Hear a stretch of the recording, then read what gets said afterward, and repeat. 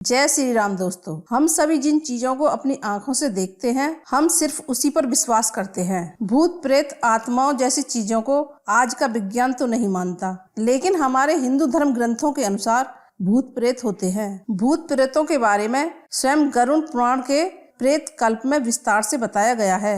इस अध्याय में राजा बब्रू वाहन और प्रेत की कथा का वर्णन है। दोस्तों, गरुड़ पुराण की इस कथा के माध्यम से इस वीडियो में आप आगे जानेंगे कि आखिर व्यक्ति मरने के बाद प्रेत बनता क्यों है, भूत प्रेत क्या खाते हैं, कहाँ रहते हैं और भूत प्रेतों को इस योनि से मुक्ति कैसे मिलती है। दोस्तों, जिस तरह से हमारी यह दुनिया है, ठीक उस तरह से भूत प्रेतों की भी अपनी दुनिया होती है। उस दुनिया में केवल भूत प्रेत ही रहते हैं। हालांकि हर व्यक्ति इस बात को नहीं मानता, लेकिन जो लोग भूतों को देख लेते हैं या महसूस कर लेते हैं, उन्हें उनके होने पर यकीन हो जाता है। गरुड़ पुराण के अनुसार भूत प्रेत वही लोग बनते हैं जिनकी कोई आखिरी इच्छा अधूरी रह जाती है, जिन लोगों का अंतिम संस्कार विधि पूर्वक नहीं किया जाता। ऐसे मनुष्यों की आत्मा को शांति नहीं मिलती और ऐसे ही मनुष्य मरने के बाद प्रेत योनि में अनंत काल तक भटकते रहते हैं। शास्त्रों में लिखा है कि जो व्यक्ति भूखा प्यासा, संभोग सुख से विरक्त, राग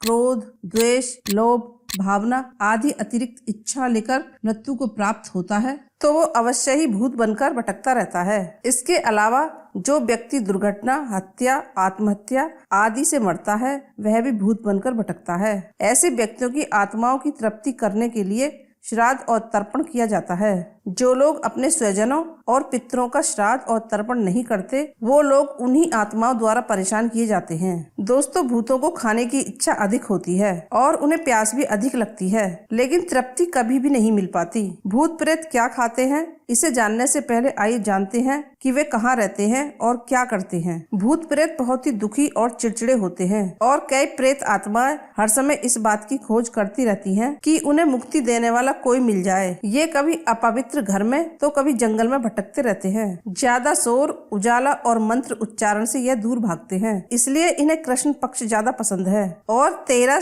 14 तथा अमावस्या को ये अधिक सक्रिय रहते हैं। भूत प्रेत उन स्थानों पर आते जाते रहते हैं जिन स्थानों से मृतक का अपने जीवन काल में संबंध रहा होता है, इसलिए बहुत दिनों से खाली पड़े घर में या बंगले में भूतों का वास हो जाता है। दोस्तों, भूत प्रेत आखिर खाते क्या हैं? ये सवाल काफी रोचक है। इसका एक सीधा जवाब नहीं है, क्योंकि भूत प्रेत का अस्तित्व ही विवादास्पद है। अगर हम माने कि भूत प्रेत सच में होते हैं, तो उनके खाने से संबंधित कुछ मान्यताएं हैं जो समय, स्थान और संस्कृति के अनुसार अलग अलग हैं। कुछ लोग मानते हैं कि भूत प्रेत मिठाई पसंद करते हैं, क्योंकि मिठाई में प्राण होता है जो उनके लिए प्रलोभन होता है। कुछ मानते हैं कि भूत प्रेत मांस, मदिरा, रक्त, कीड़े, मलमूत्र, पसीना, लार, रोना, हंसना, सपना, प्रेम, सुंदरता पसंद करते हैं, क्योंकि उनके पास इनमें से कुछ नहीं होता। जबकि कुछ मानते हैं कि भूत प्रेत कुछ भी नहीं खाते, क्योंकि उनके पास शरीर नहीं होता और वे केवल मानसिक संतुष्टि के लिए खाने की चाहत रखते हैं, लेकिन यह मानसिक संतुष्टि उन्हें कभी नहीं मिलती। लेकिन अगर गरुड़ पुराण की बात करें तो इसका सटीक उत्तर अध्याय 7 के प्रेत कल्प में मिलता है। तो दोस्तों,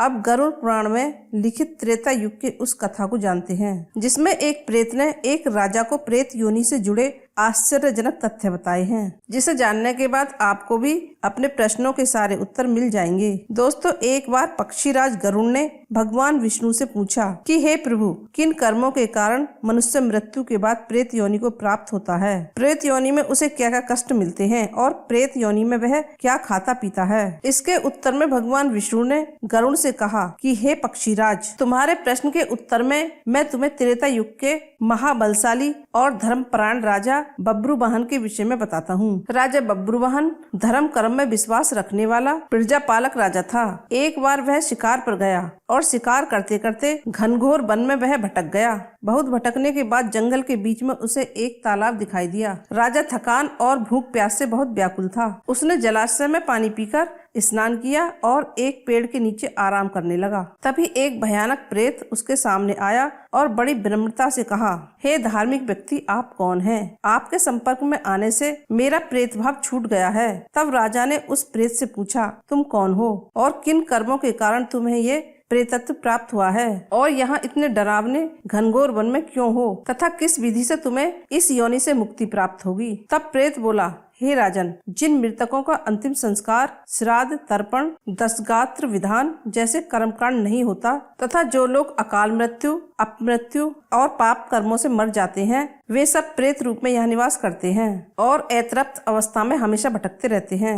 हे राजन, हम प्रेत किसी भी भौतिक वस्तु को ग्रहण कर तृप्त नहीं हो पाते। इस वन में सुंदर फल विद्यमान है, फिर भी मैं भूख प्यास से पीड़ित हूँ, क्योंकि मुझे जल और फल किसी की भी प्राप्ति नहीं हो पाती। हे राजन, अब मैं आपको अपने पूर्व जन्म के बारे में बताता हूँ। मृत्यु से पूर्व मैं विदिशा नामक नगर में रहता था और वैश्य जाति में उत्पन्न हुआ था। उस जन्म में मेरा नाम सुदेव था। मैं खूब दान करता था, देवताओं पितरों को नियम से पूजन, तर्पण आदि किया करता था, जिससे वे संतुष्ट रहते थे। किंतु मेरी कोई संतान न होने से मेरे सभी पुण्य कार्य निष्फल हो गए। मेरा कोई मित्र, बंधु, बांधव नहीं था, इसलिए किसी ने मेरा अंतिम संस्कार नहीं किया। इस कारण मुझे प्रेत योनि की प्राप्ति हो गई और मैं अनंत काल से इसी योनि में भटक रहा हूँ। मुझे भूख और प्यास तो लगती है, लेकिन मैं तृप्त नहीं हो पाता। हमेशा भूख शांत करने के लिए इधर उधर भटकता रहता हूँ। अब मैं आपको एक मणि दे रहा हूँ, उससे प्राप्त धन से उत्तम ब्राह्मणों को आमंत्रित करके विधि विधान से दैहिक क्रिया का अनुष्ठान करके मुझे प्रेत योनि से मुक्ति दिलाएं। इतने में राजा को ढूंढते हुए सेना भी आ गई और राजा वापस आकर प्रेत के बताए अनुसार प्रेत के नाम से अंतिम संस्कार व अन्य क्रिया संपन्न की। सारे संस्कार पूरा होते ही वह प्रेत तत्काल स्वर्ण के समान देह वाला हो गया। उसने राजा के सामने उपस्थित होकर उसे प्रणाम किया। उसने राजा बब्रुवाहन की दयाशीलता की प्रशंसा करते हुए उनके प्रति घोर कृतज्ञता व्यक्त की। उसके बाद वह अपने पूर्ण कर्मों के फलस्वरूप तत्काल स्वर्ग चला गया। दोस्तों, इस कथा से यह बात भी पता चलती है कि मृत व्यक्ति के परिवार वाले ही नहीं, बल्कि कोई भी अंतिम संस्कार की क्रिया को संपन्न करा सकता है।